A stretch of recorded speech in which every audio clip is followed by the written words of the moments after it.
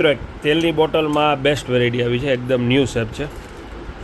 જે સિંગ તેલ આવે એ ગમે એમાં સર્વ કરવું હોય તો ઇઝીથી તમે સર્વ કરી શકશો.